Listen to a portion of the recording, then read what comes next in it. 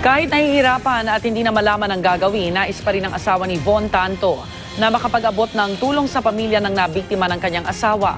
Narito ang report ni Mav Gonzalez.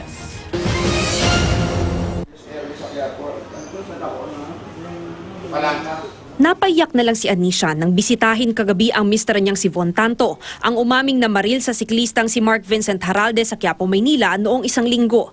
Hindi niya kasi malaman kung paanong bubuhayin ang tatlo nilang anak ngayong nakakulong na ang mister. Mag-aapat na buwan pa siyang buntis. Sa ngayon, ito, natatagan ko yung loob ko kung paano ko sila buhayin.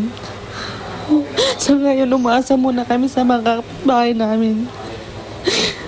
Kasi wala talaga kami ngayon.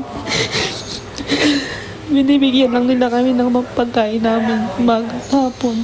Pati nga ho, kaldero namin wala na natira sa amin.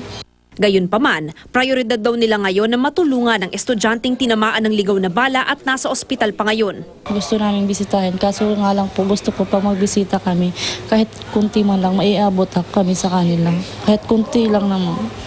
Importante makatulong kami sa kanila. Ito nga po ma'am, lahat ng gamit namin sa bahay, rice cooker, lahat-lahat binibenta ko na para lang makatulong. Gusto pong pumunta ng asawa ko doon. Kaya lang po natatakot siya na baka awayin siya o ano ma'am.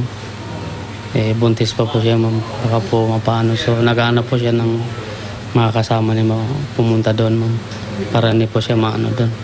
Kasi naiintindihan naman po namin ma'am yung galit ng mga nasaktan ko ng mga kaanak nila.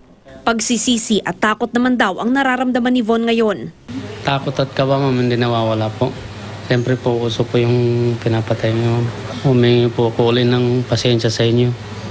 Sa mga kaanak nung napatay ko. Yung estudyante po. Pati po sa mga kaibigan nung disgrasya ko. Basta lahat po ng tao. Humingi po ko ng paumanhin sa inyo. Hindi ko po sinasadya yung nangyari. Nagkataon lang po na nilim lang ang panahon ko. Pero pinagbabayaran ko na po yun.